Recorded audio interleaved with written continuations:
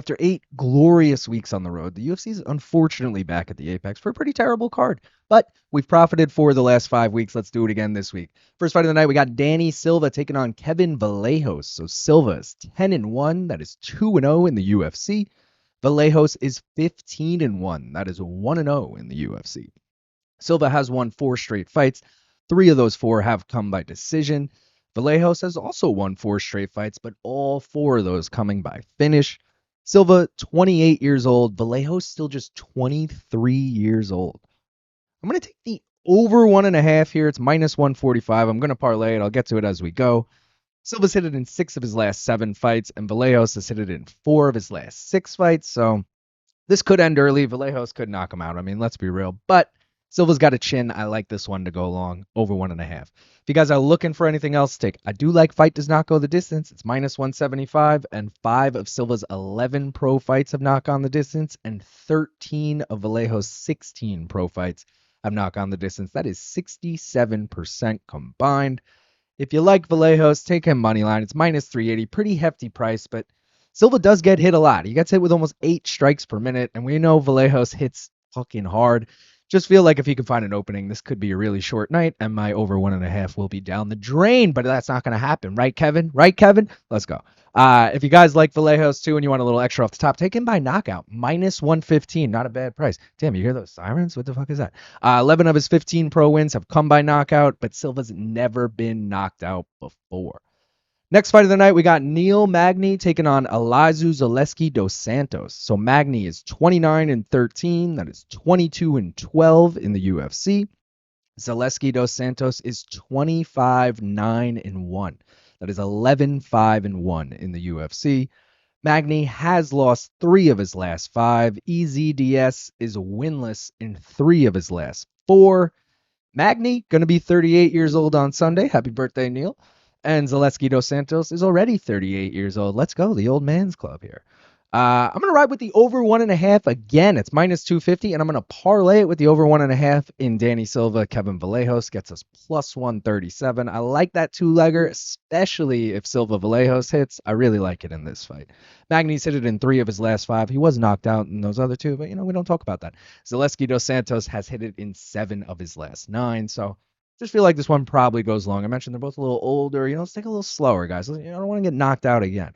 But if you do want to see Neil get knocked out again, Elizeu Zaleski dos Santos by knockout is plus 375. Pretty fucking nice number on that. 15 of his 25 pro wins have come by knockout, and Magny's been knocked out not only in his last 2 fights, but 4 times before. So this man loves getting chinned. No, just kidding.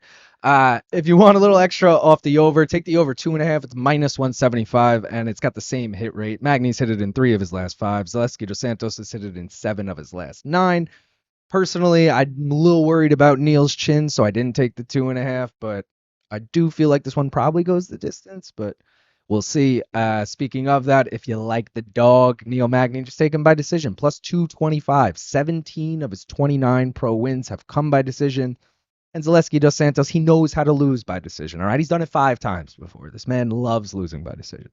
Next fight of the night, we got Karol Rosa taking on Nora Cornolle. Everyone's fight of the night, let's be real.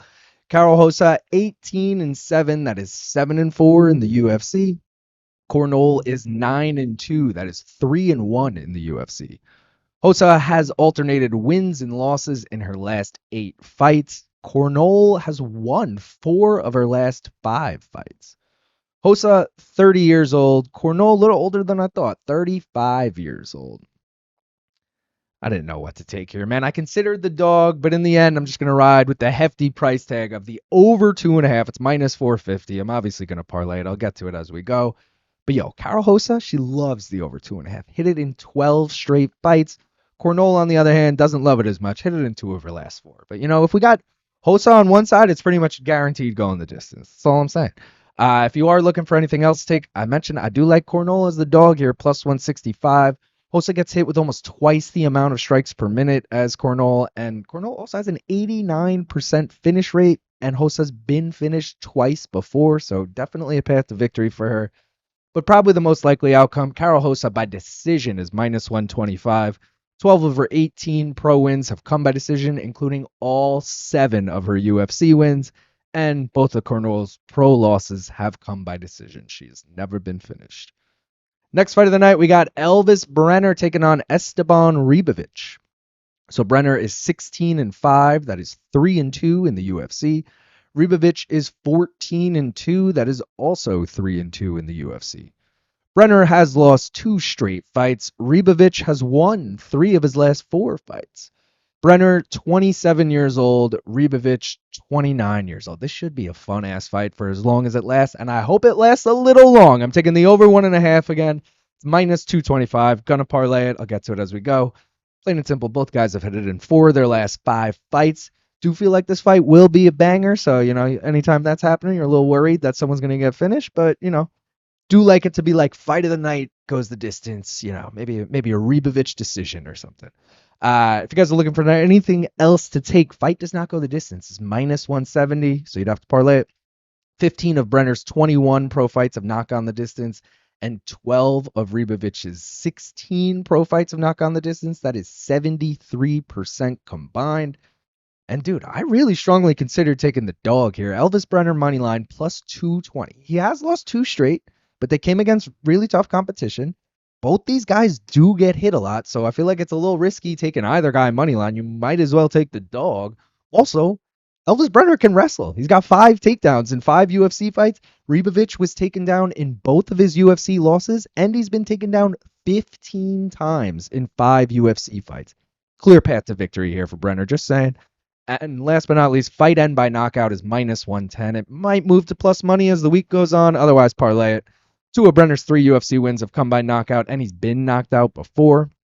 And 7 of Ribovics' 14 pro wins have come by knockout.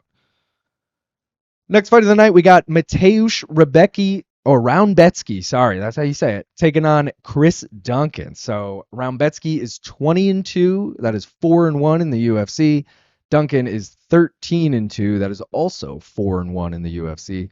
Both these guys have won 4 of their last 5 fights. Both these guys are also 32 years old. Both these guys also have identical striking numbers. Pretty hard to find an edge here, but still going to ride with my boy, Mateusz Rebecki, minus 188. I'm parlaying it with the over 2.5 in Karol, Rosa, Nora, Cornolle, and the over 1.5 in Elves Brener, Esteban Ribovics. Gets us plus 170 for that 3-legger.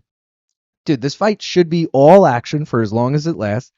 I already told you their striking numbers are pretty much identical, but if you want to be nitpicky, Rebecki does land more strikes per minute, just saying. I also feel like he's just more well put together. His fighting style, everything. He's fought better competition. I like Mateusz to get it done here. Let's fucking go. If you guys are looking for anything else, take the over 1.5 is minus 160, so you'd have to parlay it.